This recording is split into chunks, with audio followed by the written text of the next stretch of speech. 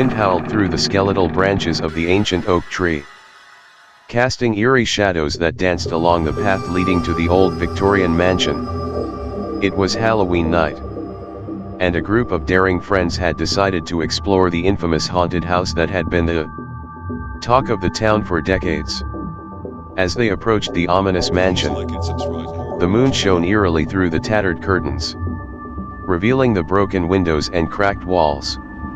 The moonlight seemed to breathe life into the building, casting an eerie glow upon it, as if the house itself were alive. The group exchanged nervous glances but pressed on, their footsteps echoing ominously on the creaky wooden porch. The front door groaned open as if welcoming them, and a cold draft swept through the darkened hallway. Cobwebs hung in the corners, and the air was thick with the scent of decay. The friends exchanged uneasy glances, but their curiosity urged them further inside. The first room they entered was the parlor, where dusty furniture lay shrouded in white sheets, as if frozen in time. An old piano sat in the corner, its keys worn and tarnished. As they stepped closer to examine it, a ghostly melody began to play, the keys moving on their own. Terror filled their eyes as they realized that there was no one at the piano.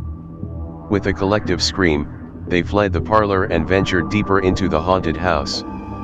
Every room seemed to hold its own sinister secrets. In the dining room, a spectral banquet was laid out on a long table, as if awaiting ghostly guests who would never arrive.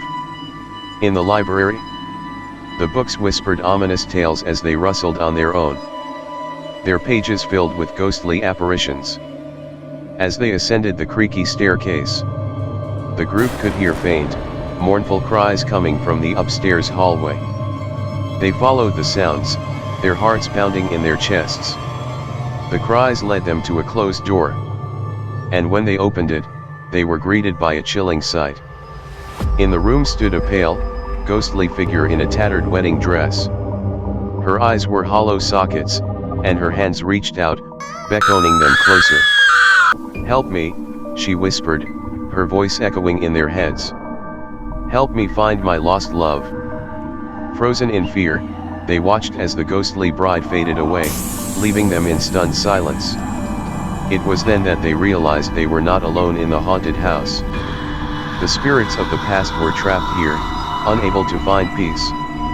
Desperation and dread gnawed at them as they continued their exploration, each room revealing more malevolent apparitions and sinister occurrences.